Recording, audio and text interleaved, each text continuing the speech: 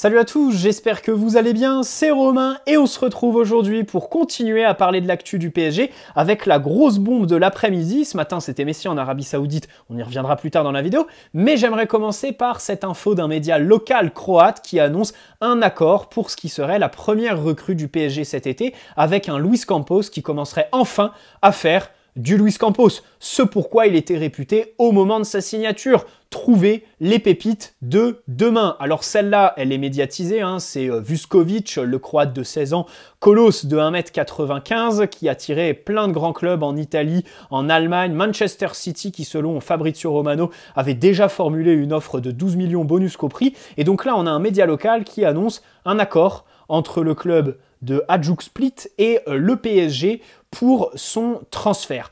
Vous le savez, Campos arrive avec cette étiquette de grand scooter, évidemment, à travers le monde. Au final, il nous fait un mercato Europa League. Au mois de novembre, rappelons-nous, il était sur les pépites de Palmeiras au Brésil. Endrick, celui qui va finalement aller au Real Madrid. Et selon Fabrizio Romano, on avait proposé pour lui, plus un milieu de 15 ans, Willian, un pack à 80 millions, 50 fixes, et 30 sous la forme de diverses primes. D'ailleurs, le père d'Hendrick, à la mi-novembre, disait que le PSG était le seul club à être entré en négociation avec Palmeiras. Donc, j'ai quand même l'impression qu'il y a un travail de fait en sous-marin, même si j'aime pas trop cette expression, sur les jeunes de demain, même si il faut quand même noter qu'on parle de mecs qui sont très connus sur les réseaux sociaux.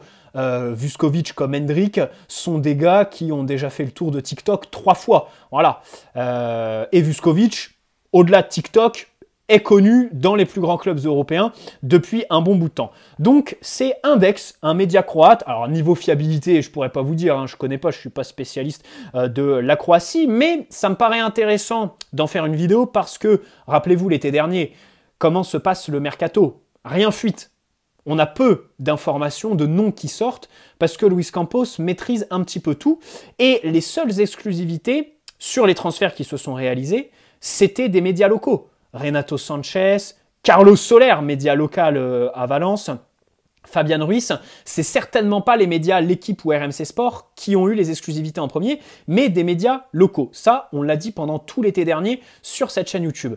Du coup, on a le scénario qui se reproduit parce que ces derniers temps, ça s'est perdu. Vu le nombre de joueurs qui sortent dans la presse depuis l'élimination, on voit que Luis Campos a un petit peu moins de crédit que l'été dernier. Hein, tout le monde croyait en lui, tout le monde était content de ce qu'il faisait. Mais là, comme depuis il y a eu l'élimination et que son poste est un petit peu en danger, comme celui de Galtier qui est quasiment scellé, il s'est dit, il faut peut-être que je fasse fuiter des grands noms dans la presse pour me sauver un petit peu les fesses. Osimhen, Mourinho, c'est ça. Je l'ai déjà dit 150 fois. Donc, selon Index, média croate, 10 millions et demi fixe, 20% à la revente sur la plus-value. Ça, ce mécanisme, vous le connaissez, on l'a mis avec plein de joueurs. Moussa Diaby, alors il y en a qui le veulent de retour au PSG cet été. Bon, d'ailleurs, il est dans notre petit papier depuis le mercato hivernal. Là, aujourd'hui, il a été annoncé au Real. Donc, sachez que s'il y a un transfert à 80 millions par exemple, je crois qu'on a un beau bonus de 15 ou 20% à la revente, hein, sachant que on l'a vendu 15 millions.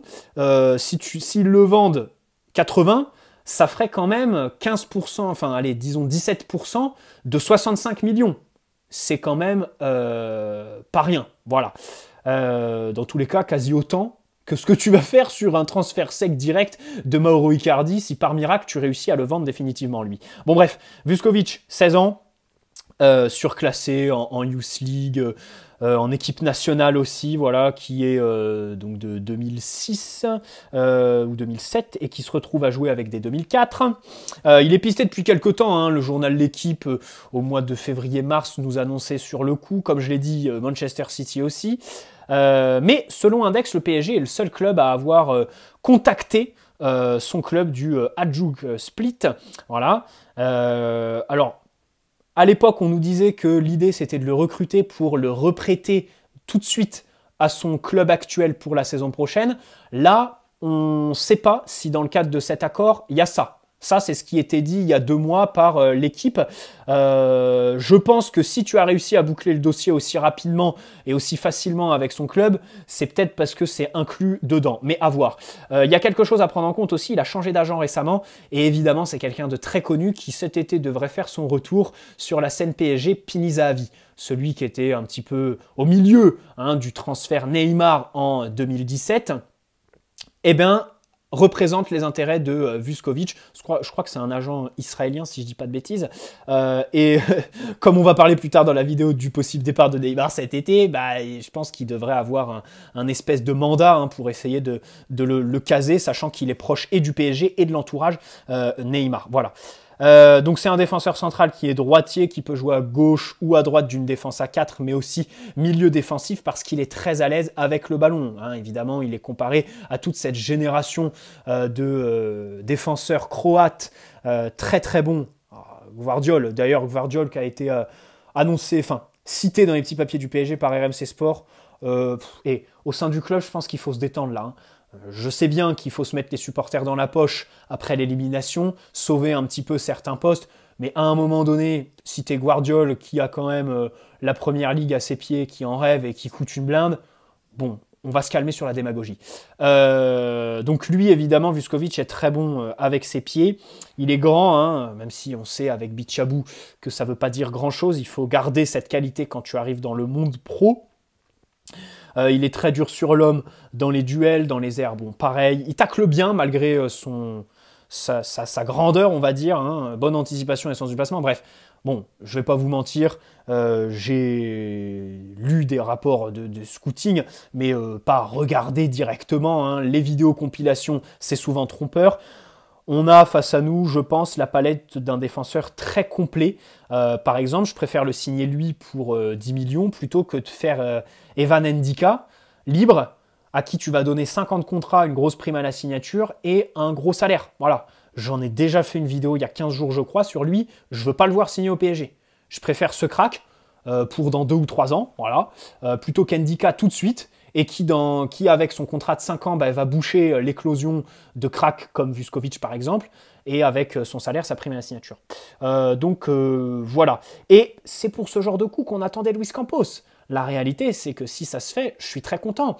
Parce que je milite pour de la classe mondiale, sachant qu'au PSG, il y a un dénominateur commun, la puissance financière de QSI, qui fait que, à un moment donné, si tu veux top mondial n'importe où, tu l'as. Voilà. En 2021, on n'avait pas de latéraux, on est sorti de Ligue des Champions avec backer Florenzi contre Manchester City. Au final, 3 mois après, tu signes Achraf à 70 millions. Bon, la suite de l'histoire, on la connaît, mais à ce moment-là, c'est du top mondial. Et Nuno Mendes, pas du top mondial, mais en devenir, pour 47 millions. Terminé. T'as posé tes 100 millions, fini, on n'en parle plus.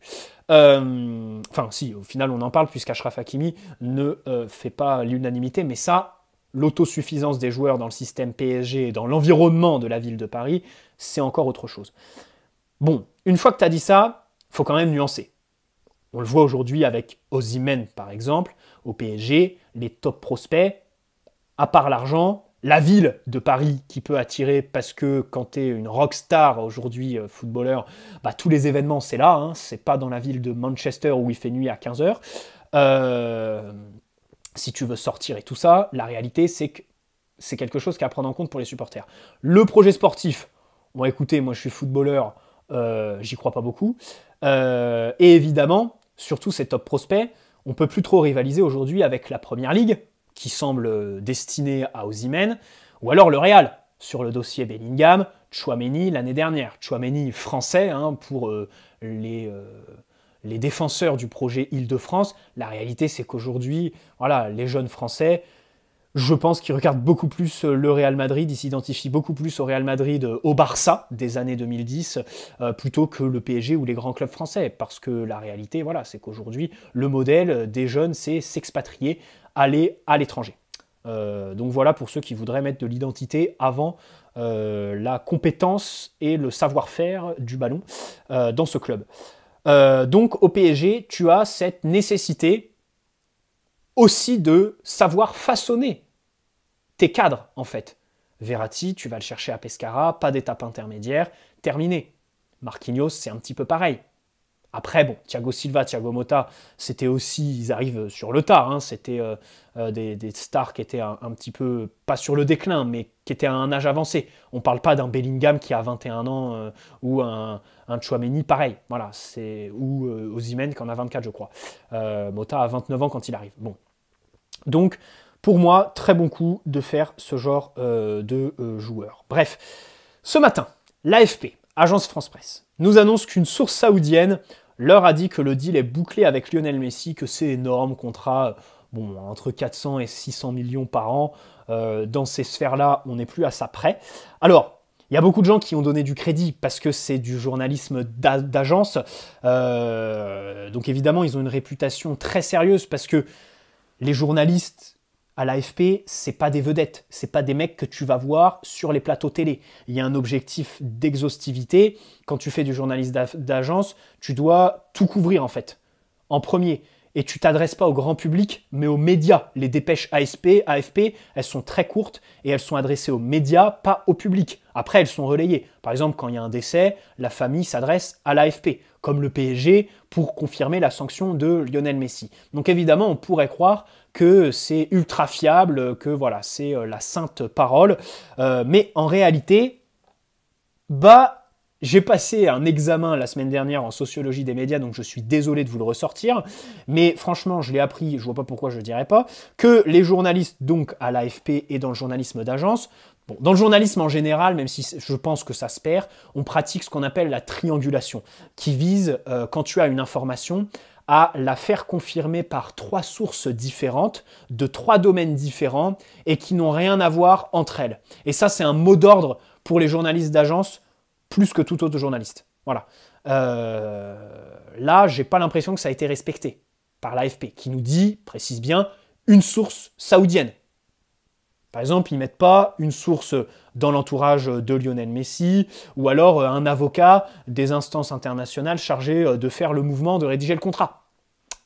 Source saoudienne. Donc, pour moi, là, éthique journaliste peut-être un petit peu parti. Et puis surtout, l'AFP s'est déjà trompé. En réalité, voilà, il y a eu des fois où ils se sont trompés. Donc cette information, pas non plus la prendre comme la Bible. Voilà. On connaît les Saoudiens. Moi, je pense que voilà, ils ont eu quelqu'un qui est dans les discussions, parce qu'il y en a, c'est évident, qui s'est un petit peu enflammé, hein, on les connaît, hein, c'est comme le mec qatari sur Twitter l'année dernière qui nous annonçait Zidane pendant toute l'année pour qu'au final, il nous fasse le pied de nez et qu'on soit encore aujourd'hui à ses pieds pour essayer de le signer. Bon bref, mais de l'autre côté, il y a une autre info à laquelle je donne quasiment autant de crédit, c'est celle du départ de Busquets du Barça. Busquets donc devrait partir, ça devrait être officiel prochainement. Voilà. Pour moi, il part, c'est pour aller en Arabie Saoudite, pour faire cette espèce de contexte à Lionel Messi. L'équipe a annoncé que Messi a un accord verbal, mais rien de bouclé avec l'Arabie. Bon, il y a son père qui a démenti, mais bon, aujourd'hui, on ne sait pas trop quelle valeur ont ce genre de prise de parole. Hein. Vu le nombre de rumeurs qui sortent tous les jours, celle avec laquelle tu prends la peine de faire ton démenti, j'aurais tendance à penser que c'est celle qui est vraie en fait. Hein, voilà. Bon, moi je pense, j'ai toujours dit, qu'il voulait se garder le PSG sous la main. Voilà. Si le Barça n'avait pas l'accord, parce qu'en réalité le Barça aujourd'hui c'est compliqué, il faut vendre pour 100 millions d'euros. Alors moi je veux bien qu'on nous sorte dans les médias Rafinha a des offres à 80 millions, mais je peine vraiment à y croire en fait. Et aujourd'hui, dans ce Barça, je vois pas... Même Ousmane Dembélé, en fait, je crois qu'il a une clause 50 millions. T'as fait la moitié en faisant partir Ousmane Dembélé, qui est d'ailleurs pisté au Bayern, je crois, par Thomas Tuchel. Donc, pour moi, ça me paraît quand même très compliqué aujourd'hui de faire revenir Messi chez eux. Et c'est pour ça que lui, de son côté, je pense, voulait se garder le PSG. Bon, nous, on le sait, je pense qu'Campos Nasser ne veulent pas le prolonger. Il y a toujours... la jurisprudence, faire attention à l'émir du Qatar qui peut se réveiller un matin et le prolonger. Messi, je pense, l'a bien compris et a établi depuis la Coupe du Monde une liaison directe avec lui, ne négocie plus avec Campos, mais directement là-bas, hein, parce qu'il a compris que le dernier mot, c'est à eux qu'il revient. Mais malgré ça, j'ai du mal à l'imaginer prolonger quand même, parce que la situation est... Enfin, franchement, au Qatar, je sais pas si ils regardent tous les matchs, mais c'est pas possible en fait aujourd'hui de penser à le prolonger avec cette histoire, et on va y revenir. Même pas l'histoire de l'Arabie, je parle de l'histoire en général au PSG. Et puis surtout, Nasser doit faire. Je pense que même Nasser fait un bon lobbying là-bas pour qu'il ne prolonge pas. Concernant son départ en Arabie, alors l'offre à 400 millions, on va pas se mentir. Nous, toutes les personnes qui regardent cette vidéo, les lambda, qui avons certainement pas le niveau de revenu de Messi, on accepte, évidemment. Nous, en tant que lambda, on va pas se mentir, aller là-bas pour faire les millions et mettre notre famille à l'abri, on le fait. Mais lui, c'est Messi, c'est une légende. Son argent, il en a eu pendant 20 ans. Il en aura jusqu'à la fin de ses jours avec les contrats d'ambassadeur pour les Coupes du Monde ou les machins comme ça. Donc pour moi, en vrai de vrai, on n'a aucune leçon à donner. Chacun fait ce qu'il veut, évidemment. Mais je trouve ça dommage pour de telles légendes, quoi, Messi et Ronaldo, d'aller là-bas, parce qu'il n'y a clairement pas d'autre projet que l'argent, quoi. Enfin, c'est la vérité. Et puis, la semaine dernière, on nous disait que Messi voulait pas prolonger parce que le projet était médiocre au PSG. Bah, super, si c'est pour aller au projet économique d'ambassadeur d'Arabie Saoudite. Bon, en fait, c'est pas tant le fait d'y aller, c'est le fait d'y aller maintenant et en tant que joueur qui me gêne. C'est pas les 400 millions. C'est vraiment que, en fait, ça, il peut le faire à la fin de sa carrière. Il peut terminer au Barça tranquille, limite prendre sa retraite aujourd'hui, voilà, après sa Coupe du Monde terminée. Arrêter de pousser à vouloir la Copa América, la Coupe du Monde 2026 et tout ça. Et signer des contrats d'ambassadeur, comme Beckham l'a fait avec le Qatar, Zidane pareil. Tu prends ton cacheton avec les États-Unis en 2026 à la Coupe du Monde, là, pas de problème. Tu es ambassadeur de la MLS, tu te fais l'Arabie Saoudite pour la Coupe du Monde 2030, pas de problème. Limite, l'Arabie Saoudite, allez, s'ils veulent que tu ailles t'y installer, tu fais comme Xavi au Qatar. Tu y vas pour faire tes gammes en tant qu'entraîneur, par exemple. Voilà, ou alors tu fais l'ambassadeur, tu y vas quand c'est leur fête nationale ou des trucs comme ça, et terminé. Mais franchement, en tant que joueur, aller terminer ta carrière là-bas, bon, ça me peine un petit peu. Pour ceux qui me diraient retour en Argentine, je le répète encore une fois, j'y crois vraiment pas pour des questions de sécurité. Les images sont belles hein, quand il retourne là-bas et qu'il y a 10 000 mecs qui sont à la sortie du restaurant où il est. Enfin, moi, ça me fait plus peur qu'autre chose en fait, hein, de le voir dans de tels bains de foule. Surtout qu'il n'y a pas plus tard qu'un mois, il y a des gens voilà, qui, en pleine nuit, ont pris leur moto, sont arrivés devant un magasin qui appartient à un membre de la famille d'Antonella, donc la belle famille de Messi, qui ont tiré, je crois, 14 ou 16 balles sur la vitrine qui avait le rideau de fer, mais avec du coup les impacts de balles le lendemain. Et surtout, ils ont laissé un carton en disant « Messi, on t'attend, le maire de Rosario va rien faire ». La réalité, c'est que Rosario, je me suis renseigné, c'est une des villes qui a le taux d'homicide le plus élevé ces derniers temps en Argentine, une des villes les plus insécures là-bas, parce qu'il y a un petit peu des pratiques de gang, si on peut dire ça. Et au-delà de ça, moi je suis persuadé que pour sa sécurité, c'est pas possible en fait d'aller là-bas et qu'il prendra pas le risque. Voilà. Aujourd'hui, il est en Europe depuis plus de 20 ans. Et j'ai l'impression que, voilà, là-bas, c'est pas possible. Cette histoire, elle a vraiment dû faire peur à Antonella, ses gamins et tout ça. Voilà. Déjà que quand je vois au camp des loges, là, les gamins qui lui courent après, qui tapent sur la vitre, qui collent les téléphones pour avoir une image de Messi dans son classe V, j'ose pas imaginer ce que ce serait quand il serait au fin fond de l'Amérique du Sud, quoi. Bon, bref. Au PSG, l'histoire est loupée. Évidemment. Allez, pour retenir un moment marquant, en fait, j'hésite entre 3 moments. Celui que je suis réticent à mettre, c'est son but contre City sur son premier match de Ligue des Champions, parce que sur le reste du match, il est complètement invisible. Des gens me le diront, parce que voilà, c'était le début de l'histoire, ça commençait bien, le but est magnifique, c'est vrai, avec le Mbappé en pivot gang, hein, Mbappé en point d'appui sur ce but. Voilà, ça peut être un regret qu'on peut avoir tactiquement avec Messi sur son passage. Il n'a jamais eu ce numéro 9 qui l'affectionne en point d'appui, qui lui remet, qui attire les défenseurs, qui lui libère de l'espace à l'entrée de la surface pour qu'il fasse son genre de frappe là avec le pied gauche qui l'ouvre pour refermer au dernier moment et mettre dans en pleine lucarne droite. Donc bref, dans tous les cas, bon, ce moment, c'est pas celui que je préfère.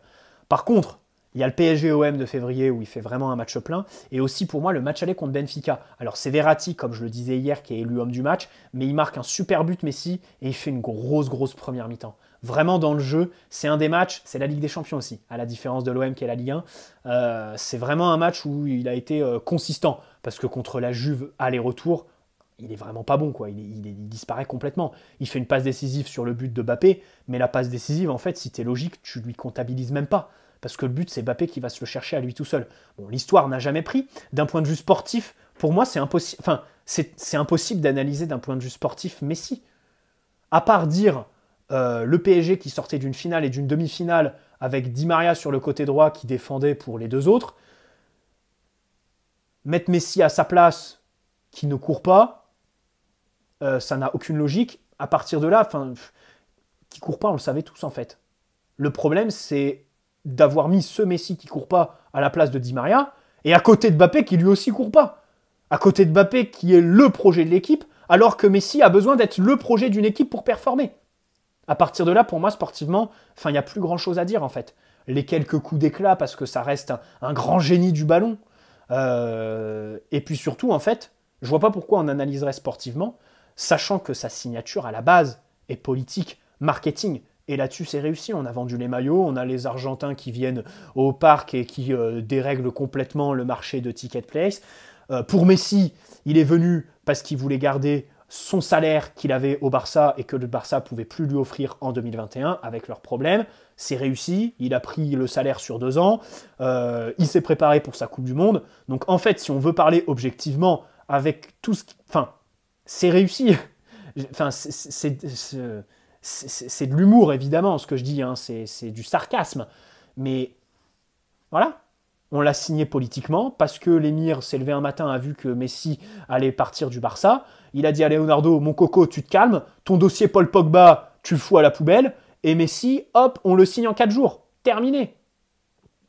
Politique. Donc c'est réussi. Sportivement, il n'y avait aucune logique dès sa signature. Donc je ne vois pas pourquoi on pouvait avoir des attentes et du coup en débattre aujourd'hui. C'est ça la réalité. Voilà. Et c'est triste parce que on a perdu quand même 2 ans, hein, parce que je parlais des moments marquants positifs. Moi, je peux t'en citer un autre, un moment marquant, et un que j'ai vraiment là. C'est le penalty loupé face à Courtois l'année dernière. Voilà. À la limite, aller-retour cette année contre le Bayern, il te pond une bouse. Voilà. Mais l'année dernière, son match aller contre le Real est consistant. Il est vraiment bon, voilà, dans le jeu. Et il faut qu'il loupe ce penalty face à Courtois. C'est comme ça. Par contre, au retour, il sombre comme tout le monde. Hein, il est pas bon. Bon, bref. Voilà pour mon analyse. Je pense qu'on y reviendra. C'est pour ça qu'en fait, j'ai la flemme d'analyser sportivement parce que cette signature est dégoûtante en tant que supporter du PSG parce qu'elle était marketing avant tout. Il n'y a aucune logique. Bref, bonne soirée à tous. N'hésitez pas à poser un like si cette vidéo vous a plu. Vous abonner si ce n'est pas déjà fait.